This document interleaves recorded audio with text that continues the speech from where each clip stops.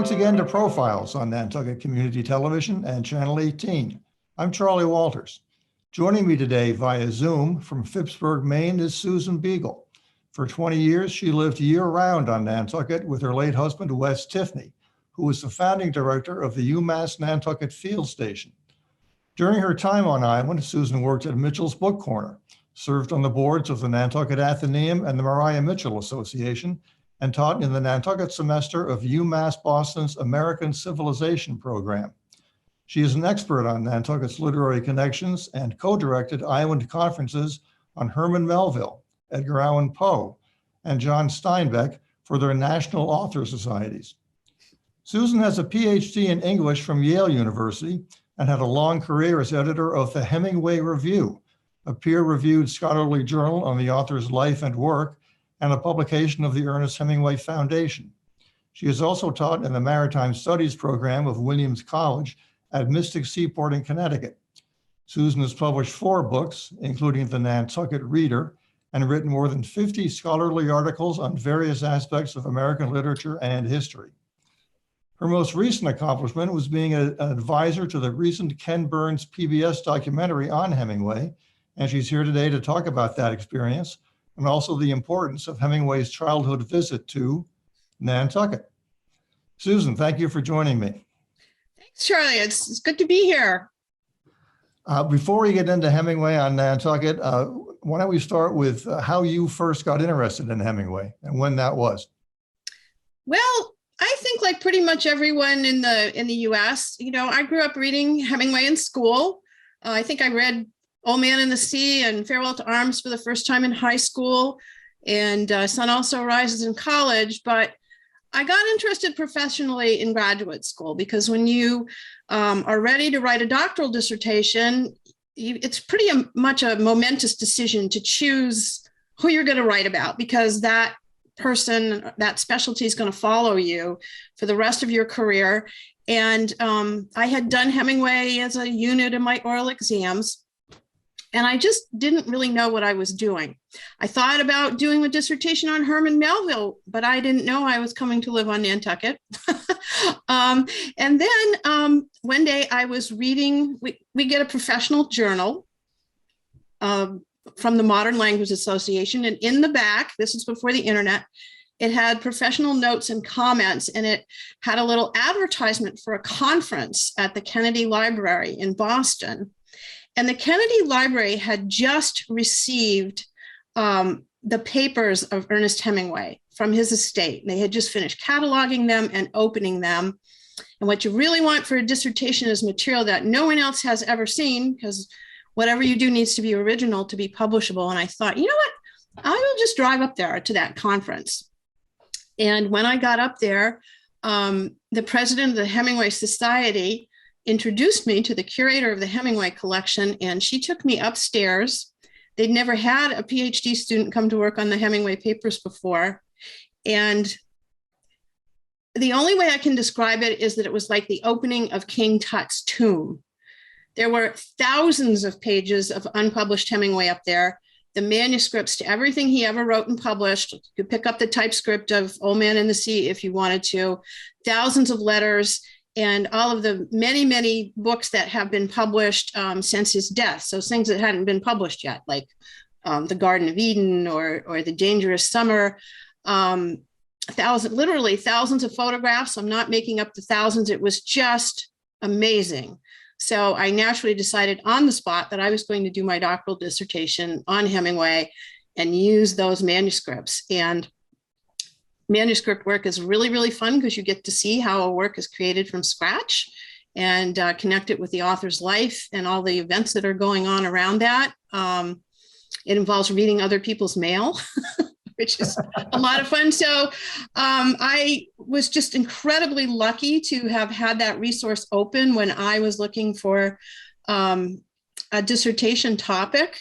And the whole rest of my career has been involved around the continuous opening and publication and all of the very rich things that have been done with this stuff. I'm assuming that there are any number of places where his papers could have ended up. How do they end up where they did end up? Well, When Hemingway died in 1961, all of his papers were still at his home in Cuba. And he could not go back because the Cuban Revolution had taken place. Castro had come into power. A lot of his really valuable manuscripts were in a bank in Havana in a safe deposit box, and the banks had been nationalized. And everything in his home was there exactly the way he had left it when he walked out the door. His books were on the shelf, his whiskey bottles on the table by his chair, his slippers, in the bedroom, everything. So fortunately, and really kind of unbelievably, when you think about the Bay of Pigs, the Hemingway's widow, Mary, was able to talk to Jackie Kennedy, who she had met at a banquet the Kennedys gave for the winners of Nobel Prizes when they got into the White House. Ernest had already passed away, but Mary was invited. And Jackie Kennedy, who was a great patron of the arts, asked Mary if she would consider donating her husband's papers to the Kennedy Library. And what happened was, then the Kennedy administration made a deal with Castro that it would, they would not mind if Mary was allowed back. And she basically went in and took Hemingway's paintings and most of his manuscripts from the house, some other valuable things, and then donated the house and Hemingway's boat Pilar to the people of Cuba.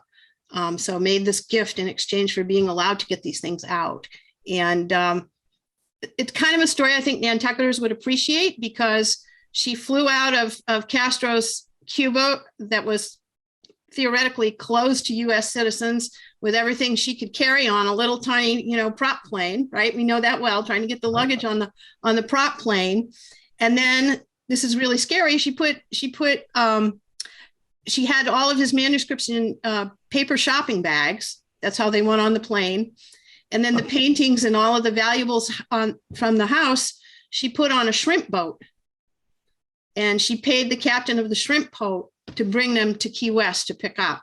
So that's how they got in the Kennedy Library, weirdly enough. But you can imagine getting all that stuff out of Cuba after the revolution, in paper bags on a prop plane and on a shrimp boat. That's how they came out. Any number of things could have gone wrong, but obviously. Yeah, what could possibly go wrong, right? And Castro agreed to overlook it. It was one of the last American flag vessels out of Havana Harbor. Well, I was just going to say, this had to have happened prior to the Bay of Pigs. Pardon me? This had to have happened prior to the Bay of Pigs. No, it happened after really? The Bay of Pigs. Yes. What? Now, that's amazing. It is amazing, but apparently a nation can perpetrate something like the Bay of Pigs and still be talking behind the scenes. And there were some people pretty high up in the Kennedy administration who made it happen that the US would look the other way, Cuba would look the other way. So everybody looked the other way. And Cuba got the home, which is one of the most visited cultural sites in Cuba, and the boat. And the United States got the papers, which we have since, in just the past decade or so, shared. Jenny Phillips, another much-loved Nantucket summer person who is Maxwell Perkins's granddaughter and sadly is no longer with us, but Jenny actually created a foundation. It's called the Finca Fajilla Foundation, so that the US and Cuba could share the papers that they had, and the US could help with restorations to the home in Cuba and restorations to the boat. So she actually forged this special connection between the United States and Cuba with regard to sharing our Hemingway heritage. Now, he still had a house in, was it Ketchum, Idaho, where he died? Yeah, he had been going to Ketchum for many years. The Hemingways like to get out of Cuba in hurricane season. And so he would go up there to do duck hunting and fishing in the fall. And a lot of times they would stay through the Christmas holidays, which are very, ritzy in Sun Valley with people like Gary Cooper and other Hollywood stars around. And when the revolution occurred in Cuba, they just bought the house they were renting so that they had a place where they could stay. But it wasn't a happy time for Ernest, and it would eventually end in suicide. And I think the loss of his home in Cuba had something to do with that. But yeah, they did have the home in Idaho at the time. It just wasn't really a home. And yet he didn't have anything moved from Cuba to Idaho. No, they left thinking they were going to be able to come back. And things happened, after they left. Things had been getting very, very tense in the village where they were. I'm trying to remember the exact date when they came out. I think it may have been late in 1959 or early 1960. I mean, there was a civil war going on, and troops had come onto the property in Cuba. They shot Hemingway's dog. He could easily have been in trouble with, the sort of right-wing people. He was more of a leftist himself, but because of all the guns that he owned, they had trouble getting some of the guns off to go hunting. They were terrified they were going to get stopped with them. It just was very, very tense. And they started to realize that maybe they did need to have a place to stay, but they thought they would be able to go back. What actually happened was they did not count on the Bay of Pigs, and that's what made it impossible for Americans to go back. Once Castro came to power, that wasn't really a problem for someone like Hemingway. But after the Bay of Pigs, with the U.S. and the United States figuratively at war, it was a big problem. And Hemingway at that period was struggling with depression, but he was struggling with it, trying to get well and all of that. And the actual date of his first suicide attempt, which was not successful, but his first suicide attempt, what happened on the day that Kennedy announced to the American people that the Bay of Pigs had taken place. So when he heard that on the radio, that's the moment at which he was, done, like trying to get better, and really felt like he wanted to go. And he never stopped trying until he got it done in July of 1961. So that was a devastating event for them. And it really was only because of the Kennedy administration and really because of Jackie. It's kind of a tale of two women, and Jackie, stuck to her guns after her own husband was killed, and made it happen. So that's what was at the Kennedy Library when I got up there, right? That nobody had really had much of a chance to look at before, were all these papers and wonderful things from a locked vault in Havana. How long had they been at the library when you got there? It was about, 1980, 81 that they were really open to the public at the JFK, and the Hemingway room was opened. I guess it's in Dorchester, the Dorchester area. It's in Dorchester. It's on Columbia Point. Yep. And it's a gorgeous, gorgeous building designed by the architect I.M. Pei. Yes. Overlooking the sea, and all of the workrooms, all of the research rooms have pretty much floor to ceiling glass windows overlooking the sea. So it's just a beautiful place to work. And back in the day, we could actually work in the Hemingway room, and there were, Andre Masson paintings and a lion skin rug and Hemingway's trunk with all his stickers from Paris on it. So yeah, that's what happens when you read ads in the backs of professional magazines. Going to that conference was sort of a serendipitous decision on my part, because I wanted to go for a ride on a fall weekend in New England, and it was one of those threshold moments. Well, that library is open to the public, but I assume you need special permission to see the Hemingway papers. You can't just walk in and look at them. It's probably advisable to let people know that you are coming, but when the library is open, there is a research room and a desk, and you can go and sign in. You don't have to be credentialed to look. You just, a good idea to make an appointment, because sometimes the research rooms are full, and of course the library's been closed for 2 years now because of the pandemic. And it's tough with the Hemingway papers because of copyright restrictions. They haven't been digitized. So well, when it is open again, it's very easy to get to. In fact, many Nantucketers have driven more times than they can remember on Route 3 going up to Boston. And if you know where to look, you can see that building next to UMass and next to the Mass State Archives, for that matter. So it's not difficult to access.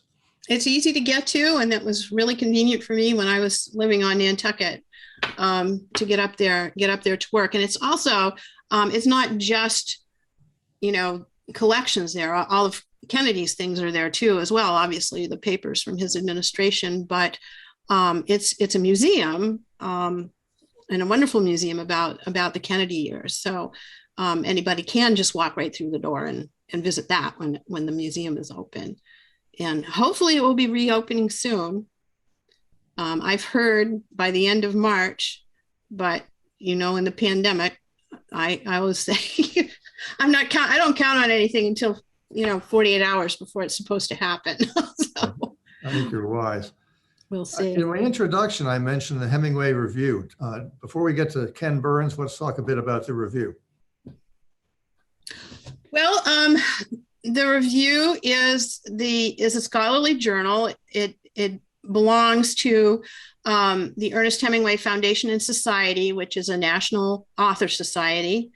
I was the second editor, and I'm now retired, and there's a new editor who's been at it for a couple of years now. I think we're approaching our 35th or 36th year. And it's a journal that travels all around the world to scholars who work on Hemingway, who is one of the top 10 most translated authors in American literature worldwide. And that includes popular authors too. And even Walt Disney is considered an author. So to get in that top 10 is pretty good. So it's all researched scholarship, peer-reviewed scholarship. And if you do this for 22 years, you edit a single subject journal, you really get to know everybody working in the field, and in a way that you don't if you're doing research yourself. Sometimes people are like, where's the big book on Hemingway? And it's like, well, how about 44 issues of a scholarly journal? It just gives you a big picture of what's going on in Hemingway studies. And if you're not a scholar, you probably a working, professional academic, you don't understand what journals are all about.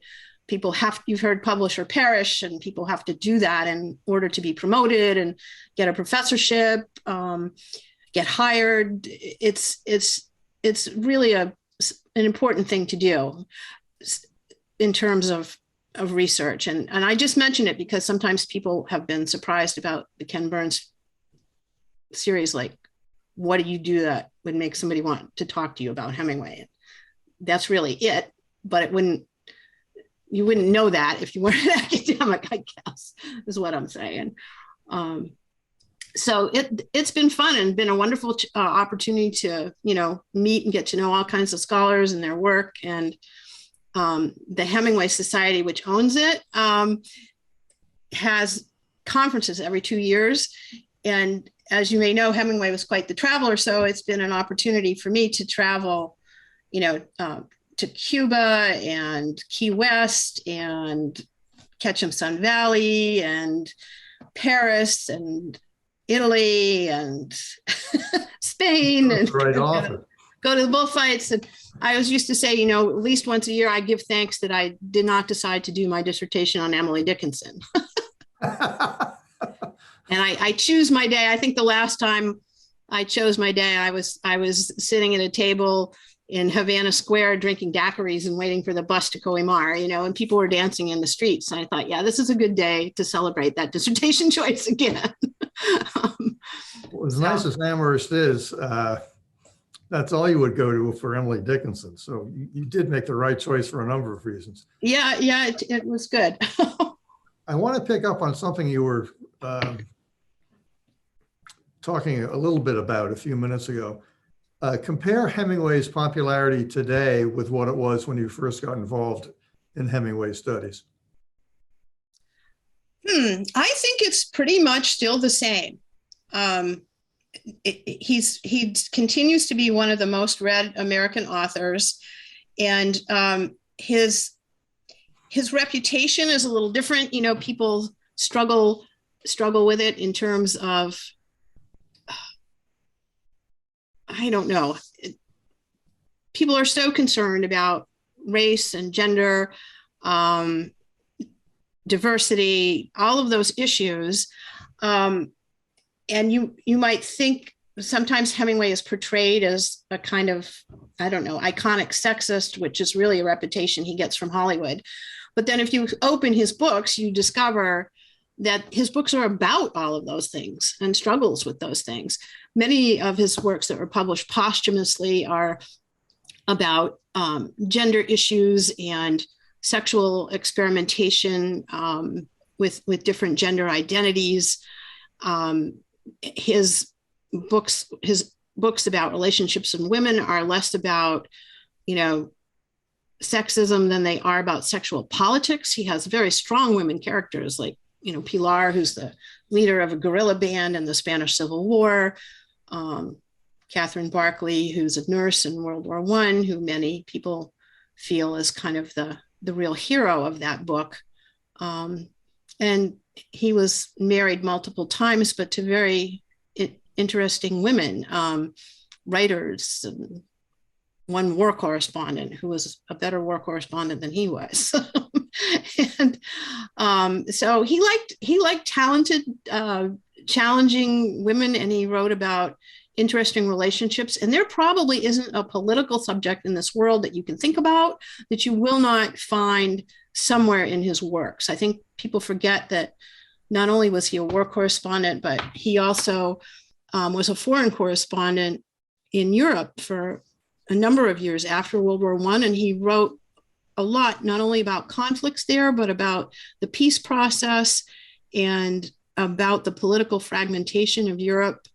In World War II, he was asked by the White House to take a look at the situation between China and Japan.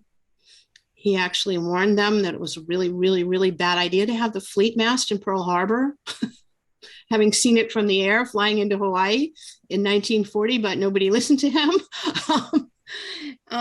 You know, he just was a very astute person. He was a real citizen of the world. And so anybody who actually opens a book will, I think, immediately, you know, be engrossed by it. So I haven't noticed any falling off of interest.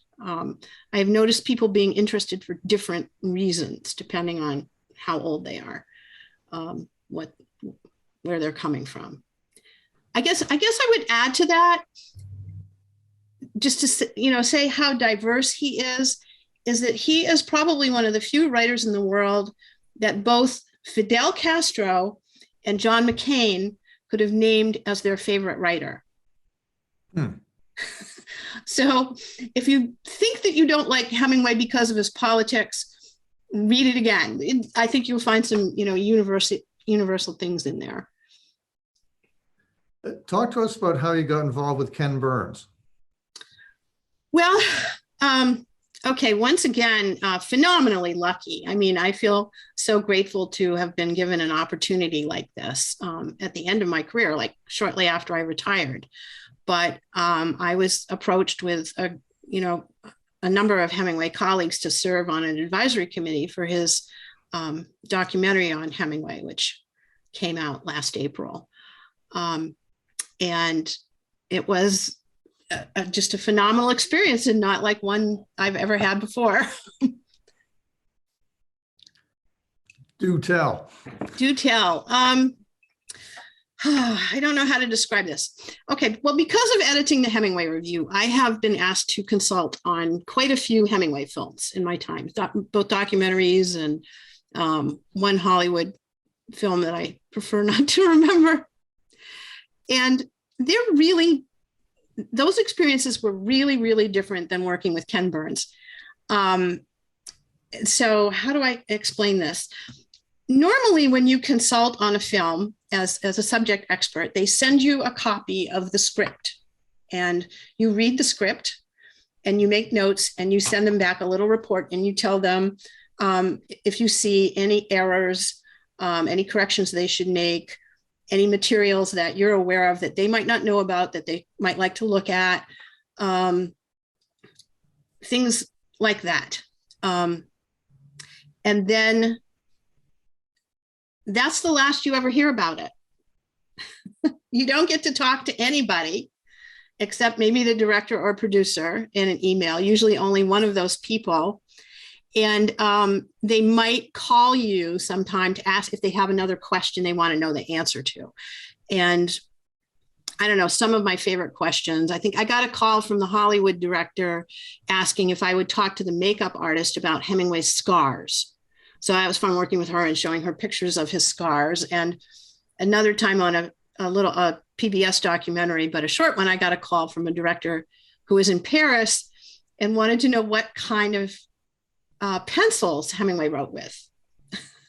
So there's a Jeopardy topic for you: French pencils of the 1920s. But with Ken Burns, you get the script and you read the script, and the script has footnotes. Not something I've ever seen before. And you do your thing. And then if you're lucky, you are called to New York and you are put into one of those rooms they call a shark tank with the glass walls. And in the room with you are two other major Hemingway scholars: Ken Burns, his co-director Lynn Novick, his producer Sarah Botstein, screenwriter who is Jeffrey Ward, who has won all kinds of Emmys and Pulitzer Prize for history writing, and was editor of American Heritage for many years. So he's used to, being assertive with scholars. The fellow who works for the Hemingway estate and knows everything from that angle, a generalist scholar in American literature who's there in case all the Hemingway scholars are groupies, to pull them up short. And this entire crew of these very talented, energetic young people who are the research assistants who go into the archives looking for pictures and film clips and all of those things. And you spend 3 days in this room talking about the script together and arguing about it and challenging each other. And it's just a very, very exciting collaborative process. And Ken is mostly quiet, but sometimes pushes people or argues with them. Jeff is mostly quiet. I think he's a saint. I can't imagine having people in a room spend 3 days tearing apart something I wrote, but he's tough and can take it. And he challenges your assumptions, and it just is just really, really cool. And the way the organization works, like I say, mostly it's just, if you're the consultant, you talk to the director and no one else, or you talk to the producer and no one else. On a Ken Burns film, everybody talks to everybody. Everybody's contributions are, valued. And so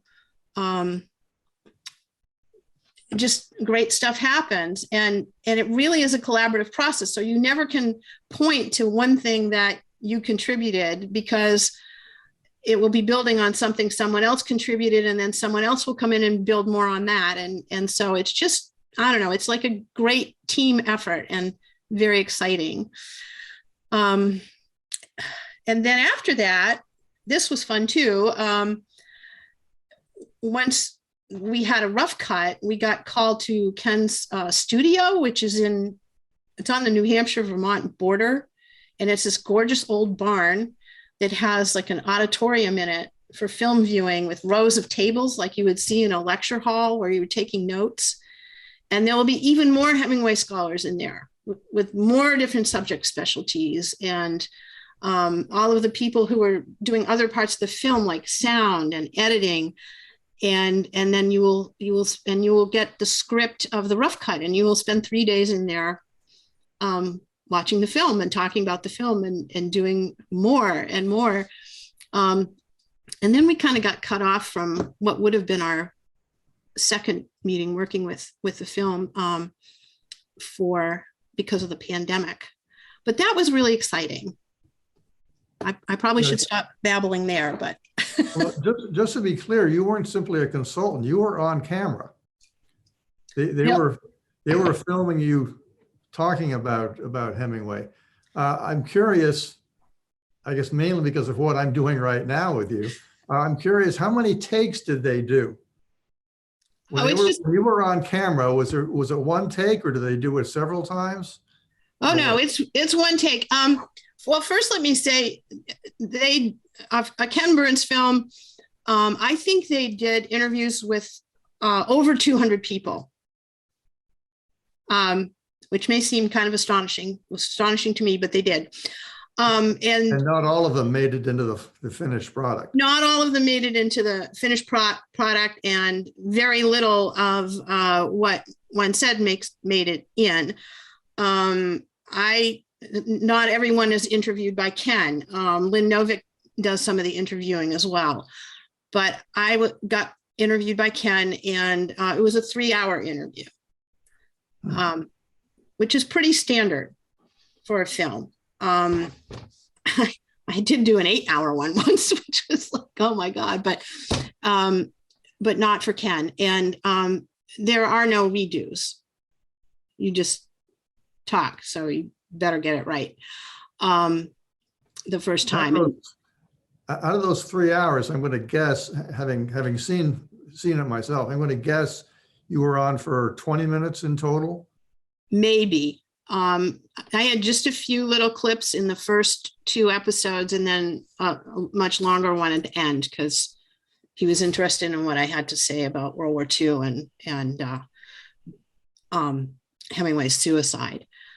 So yeah, I was flattered that I managed to appear more than once or for any length of time. And well, you did a great job. Well, thank you. I had fun doing it, and again, big difference than other films, because if somebody does makeup for you, and I hate makeup, I don't wear makeup, and I feel like a clown usually, and I told the makeup person this, and she said, you sound just like Meryl Streep. I was like, okay. I was like, I guess I can trust this woman to put on my makeup if she works with Meryl Streep. And indeed I could. And normally with a television interview, you're set up and the camera is behind the director. So you're talking to the director. That's why you look like you're talking animatedly at a camera. You're not, you're talking to the director. But see, on a Ken Burns film, the cameraman will measure the distance from the floor to Ken's eye. You don't see that too often. Or the sound man, people were really, the crew was talking about the sound man and how lucky they were to get him. And he only did it because he likes Ken Burns films. And this guy is looking at a readout of your voice that's so sensitive that at one point in the middle, he stopped Ken and said, "She needs a drink of water." And I said, I do. And he's like, "Yes, you do. Your voice is changing." Huh. Everything was just so the best that it could be. It just was, it was very cool. And Ken was a good interviewer. He's good at putting people at their ease and drawing them out. And he asks you tough questions when you're really tired, so that you won't be too guarded in your answer. The one thing he did that no one's ever done that scared the life out of me was I was talking and I hoped I was being interesting. I thought I was talking about good stuff. And he closed his eyes. He just closed his eyes and leaned back in his chair. And I'm like, oh my God, I'm putting Ken Burns to sleep. This is not a good thing at all. And then afterwards, I realized the times when his eyes were closed were a lot of the things that made it into the film. And so what he's doing, he's a very visual person. And so he will close his eyes and listen to you talk. And I think he's doing like the visual images for that in his head. Like he's thinking about how he would illustrate what you are saying. And so he closes his eyes when you're talking, but it's very disturbing if you're not expecting it. It also causes you to try to be better. You know? So yeah, that was the experience. What an experience. I mean, that's just fascinating. You know, I'll be watching this show over and over again, if only to hear you talk about working with Ken Burns. Yeah, it was fun. But let's move on from Ken Burns and get to Hemingway on Nantucket. When did this happen? Why did it happen? Tell us. All right. Well, Hemingway visited Nantucket as a young boy in September 1910. He was 11 years old, about to start sixth grade, and he came with his mother. So you need to understand about Hemingway that he was one of 6 children. He was the second child, and that he lived in Oak Park, Illinois, had never seen the ocean before. And his mother, who was a very busy person, she was a professional musician, as well as the mother of a growing family of children. She hadn't finished having all of them yet. Decided that she would like each year that a child turned 11 to take that child to Nantucket with her for a month. She had come to Nantucket during summers as a child, which would have been in the 1880s. And she really, really loved the island and wanted to experience that. But she also wanted to have each of her children have the experience of spending time, fun time, super quality time alone with mom for a bit. So Ernest's turn came in September 1910. So it was important for a lot of reasons. And I think one thing to do might be to think a little bit about what Nantucket was like in 1910. It was really beginning to make a name for itself as a place that tourists and summer people would enjoy. The historic district, you know, you can imagine there were even more historic houses than there are now today. Cars were not allowed on the island at that point. And although Nantucket was no longer a whaling port, whaling wasn't entirely over. One of the things that I enjoyed just reading, I was so excited now that the Nantucket Athenaeum has digitized its historic newspapers. That was like a pipe dream when I was on Nantucket, and to have it come true and be able to read those newspapers, you know, at home or at 3 a.m. and search them is great.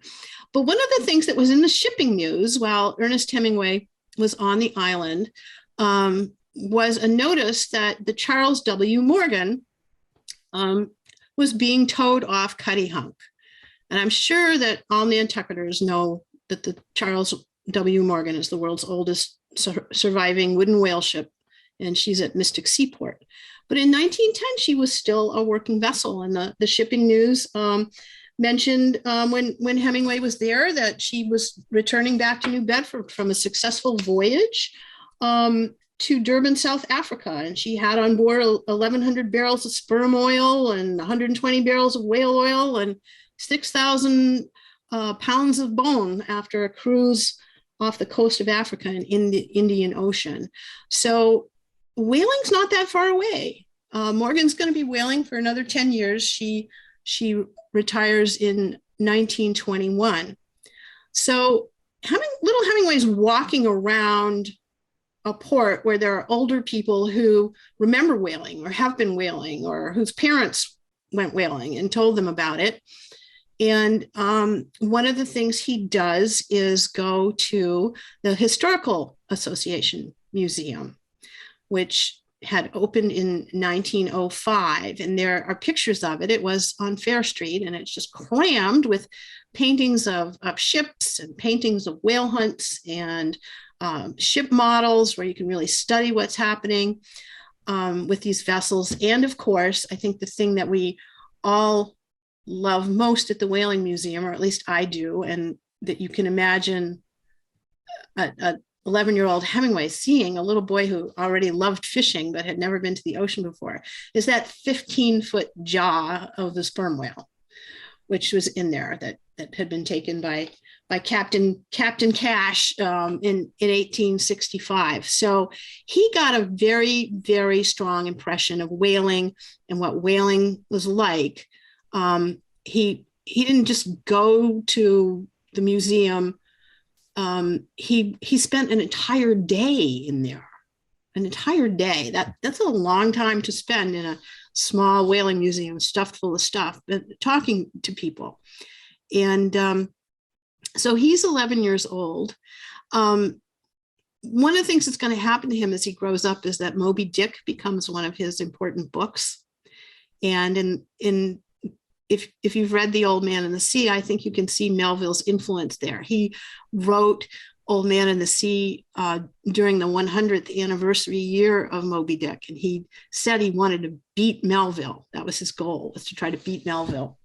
And Old Man becomes the last book he would publish in his lifetime. And it's the book that really brought him the Nobel Prize because of the furor over it. And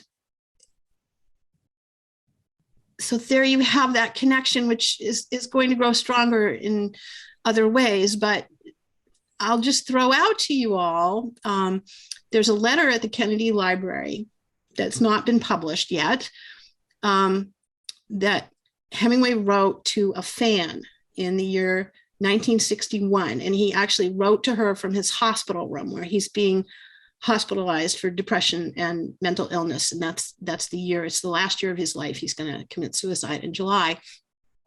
But he takes the time to write to Mrs. Jensen. And Mrs. Jensen had written to say to him that, I see traces of Moby Dick in Old Man and the Sea. Am I wrong? And he actually wrote back to her, and he didn't write to fans that often, and said, no, you're not wrong. And he said that he had read Moby Dick for the first time. He would read it many times, but for the first time when he was in high school, that it had not been assigned, and that he was specially equipped as a child to appreciate Moby Dick from this trip that he made to Nantucket. And I just think it's a wonderful tribute to that trip that 50 years later, at the very end of his life, he's remembering that trip to Nantucket and the excitement that he felt in learning about whaling and about men who hunt big, big animals from small, small boats, as Santiago does when he goes out alone for a 1,500-pound marlin, and when he harpoons a huge mako shark. You can think of a shark that's about 800 pounds. Hemingway held a rod and reel record for that. And you got to say that suggests a little bit of influence there. There were other aspects of that trip. Hemingway, as a child, his father was an amateur naturalist and really wanted all of his kids to learn about natural history. His father was also a doctor, but he was so serious about it, Dr. Hemingway, that he ran an organization for children called the Agassiz Association in Oak Park. And he took the kids out on field trips to study flora and fauna and to collect specimens and to learn to observe them and describe them, and even give little papers at scientific meetings about them when they were in elementary school. And he had them create their own natural history museum for their specimens. Now, what does that sound like? It sounds a lot like the Maria Mitchell Association, doesn't it? It does. An organization to teach kids about natural history and about environmental science and get them interested in the sciences. And indeed, the Maria Mitchell Association was created in 1902. And along with the Agassiz Association, this was kind of a movement. So one of the things that Hemingway's doing on Nantucket is he's been sent by he's 11 years old. He's the assistant curator of the Agassiz Association's Natural History Museum, which is at his school in Oak Park. And he's been charged with collecting specimens for that museum because here he is having a trip to the sea. So he spends a lot of time doing that. He collects shells, he collects horseshoe crab casts, he collects all different kinds of seaweed, which must have been fun to bring back. And he's having a great time doing this. And then he goes down on the docks. He talks to the old fishermen that he meets down there. And one of the fishermen offers to sell him an albatross foot for $2. And his mother's not sure that he should buy that. That was a lot of money in those days. It was a lot of money in those days. And so she tells Ernest he has to write to Daddy. And Daddy says, well, it needs to have some information about where it came from and when it was collected and who collected it to be a good specimen, and don't get faked because that's a lot of money, basically. So that's kind of cool because it tells you that he's down there talking to somebody who's been whaling, and been to the South Atlantic and been into the Pacific to see these great seabirds, which Ernest probably also knew about from reading Rime of the Ancient Mariner as a kid and later in school. But he doesn't buy the albatross foot. Dad's not thrilled about it. Mom's not thrilled about it. No albatross foot for little Ernest. But he goes back on another day and he meets another old fisherman on the dock. And he thinks, his mother thought actually this fisherman might be a little drunk, slurring his words a bit. And he thinks the fisherman's name is Judas, but it probably actually was Judah. And Edward Stackpole has identified this person to me long ago as probably a fisherman named Judah Nickerson. And Judah has something better for little Ernest Hemingway to take back with him for his souvenir of Nantucket, take to the Natural History Museum. And it is the bill of a really, really, really big swordfish. Oh, wow. So how cool is that? Yeah. And when you get to the end of The Old Man and the Sea, which again, remember now, he's still thinking about his trip to Nantucket in the last year of his life. What happens after Santiago catches that big fish and the sharks destroy all but the skeleton and he hauls it back to his village? The young boy comes to meet him. Santiago has this young boy who isn't his own child, but he treats like a son or a grandson. And what does he say to Manaline? He says, "Would you like the sword?" And the boy says, "Yes, I would." And the old man gives the bill to the young boy. And that's part of the conclusion of that book, the passing of this tradition from one generation to the next. And yet that's exactly what happened to Ernest as a boy on Nantucket, is that he was given this bill by Judah Nickerson. And I did go into the Nantucket newspapers. And again, let me say again how thrilled I am about them being digitized and searchable. And I found that I think it was in 1886 or 1887, Judah made the newspapers for having caught not just a swordfish, but a noble swordfish. And so I can't help but wonder, if Judah kept the bill of a big swordfish into his old age like that, it might have been the noble swordfish. And maybe he told little Ernest a bit about that story, but these were the kinds of things that were happening to him on Nantucket. And he had a great time. I thought people might like to hear from some of the letters from this trip. We've got a couple of minutes, sure. Yeah, they're just little short ones. This is a note from his mother to her husband, Clarence. They have just arrived on September 2nd. Dear Clarence, Ernest is just now dressing after his first plunge in the ocean.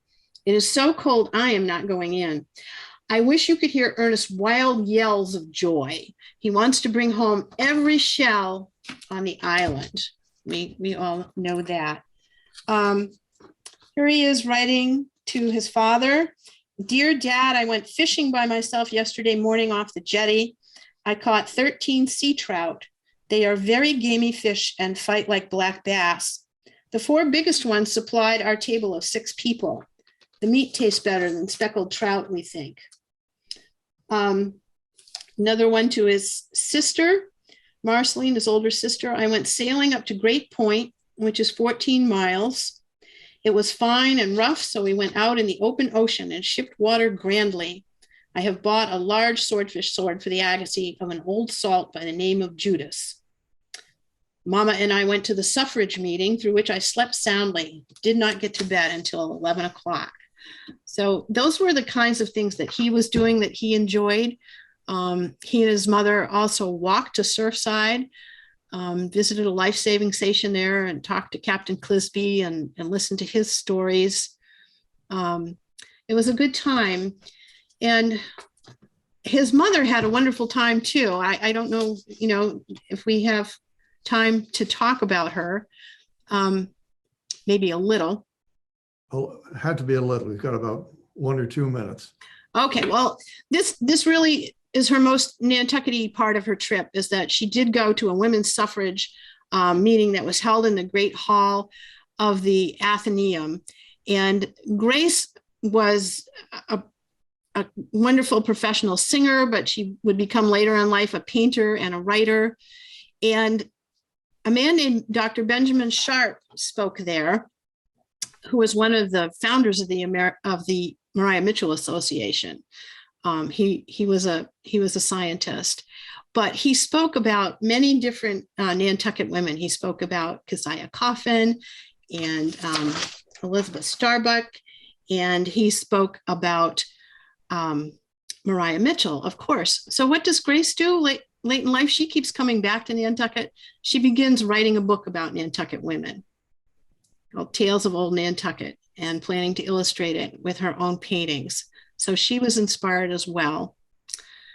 And maybe I just close by saying there's a really interesting coincidence between Ernest and Dr. Sharp. So Dr. Sharp's a medical doctor who really cares about natural history, studies at Woods Hole. He became a zoologist on one of Robert Peary's expeditions to Greenland when Peary was looking for the North Pole. And Dr. Sharp wrote a monograph on the fishes of Nantucket with a man named Henry Fowler, who is the ichthyologist at the Academy of Natural Sciences. So who ends up on Ernest Hemingway's boat Pilar in 1936 off Cuba, invited for a research cruise to study the habits of marlin and tuna and the big fish off Cuba? Henry Fowler.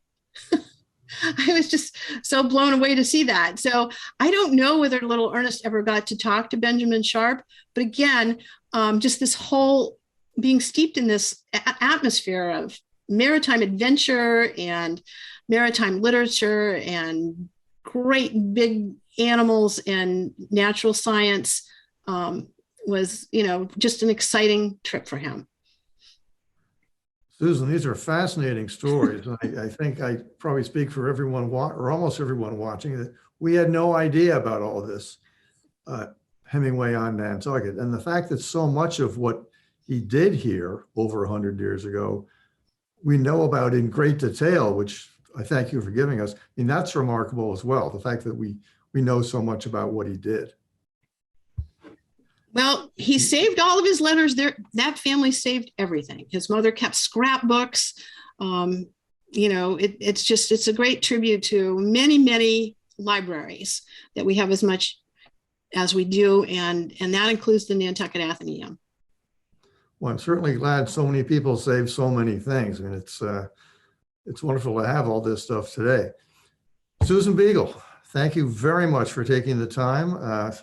This could have gone on for hours and hours. Maybe we can do it again sometime, but this has been wonderful. I appreciate your taking the time to do it. Well, thank you, Charlie. It's been fun. I wish I could be on Nantucket for real. Well, that'll happen someday, I'm sure. Yeah. For Profiles on Nantucket Community Television, Channel 18, I'm Charley Walters. Thank you for tuning in, and please tune in again.